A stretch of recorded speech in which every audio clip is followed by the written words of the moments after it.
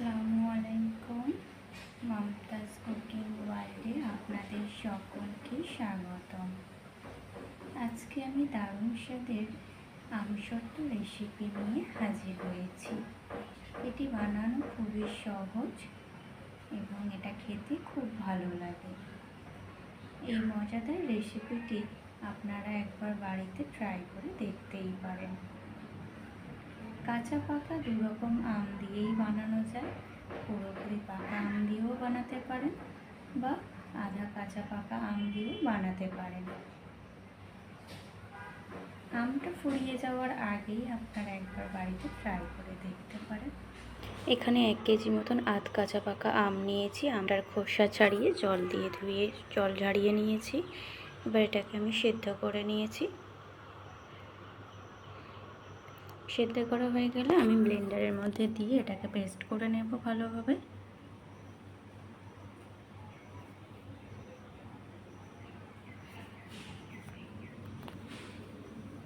Paste করা হয়ে গেছে। এটা ছাঁকনির সাহায্যে আমি ভালোভাবে ছেঁকে নেব।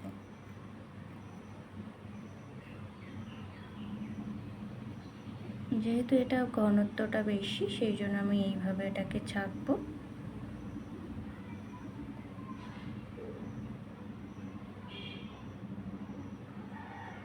দেখুন আমার ছাঁকা হয়ে গেছে। এবার আমি এটাকে কড়াইয়ের মধ্যে দিয়ে দিচ্ছি।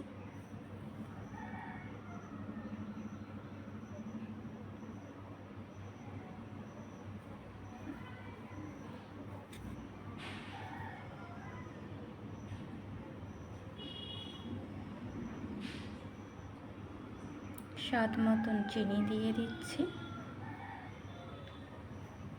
মিষ্টির পরিমাণটা আপনারা আপনাদের পছন্দ অনুযায়ী দেবেন।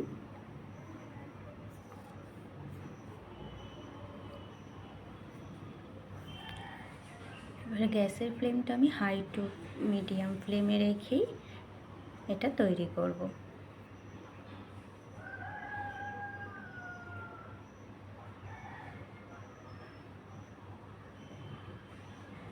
ভালোভাবে নাড়াচাড়া করতে হবে, কড়াইয়ের নিচে যেন না লেগে যায়।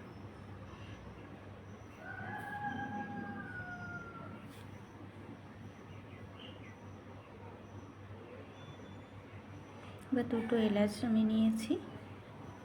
এলাচ দুটো একটু আমি গুঁড়ো করে নিয়েছি। বাড়িতে দিয়ে দিচ্ছি। আবারও ভালোভাবে নাড়াচাড়া করব।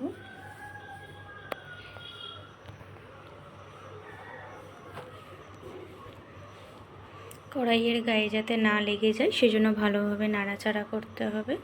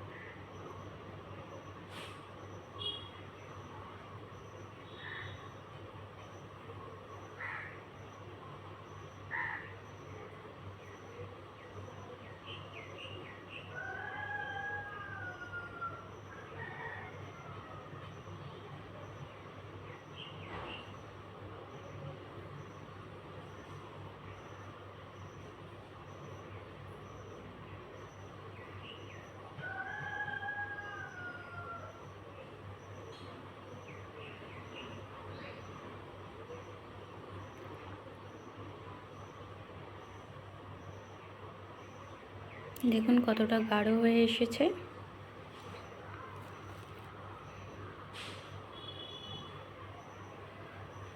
এবার আমি গ্যাসের ফ্লেমটা অফ করে দেব।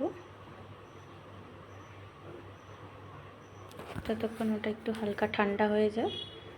এবার আমি এখানে একটা স্টিলের প্লেট নিয়েছি। ঘি আমি ব্রাশ করে নিচ্ছি। সামান্য ঘি নিয়ে ভালোভাবে প্লেটটাকে ব্রাশ করে নিতে হবে, তাহলে সহজেই আমসত্ত্বটা উঠে যাবে। তা না হলে প্লেটের গায়ে আমসত্ত্বটা আটকে যেতে পারে, সেই জন্য ভালোভাবে ঘিটা ব্রাশ করে নিতে হবে। এবার আমসত্ত্বগুলো আমি ঢেলে দিচ্ছি।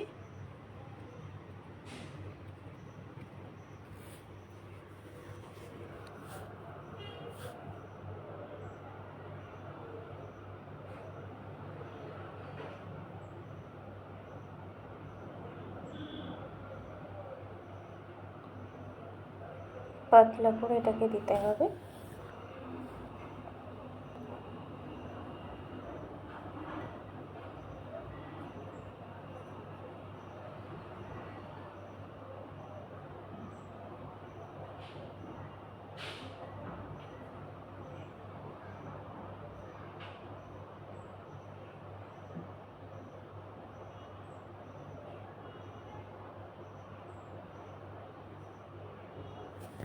দেখুন কতটা পাতলাভাবে দিয়েছি।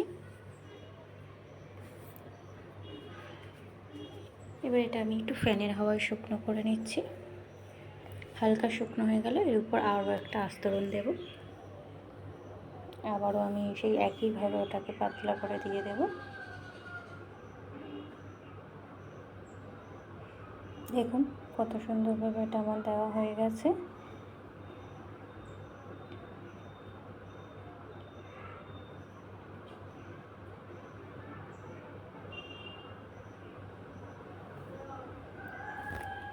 এবার এটাকে আমার রোদ্রে শুকনো করতে দেব।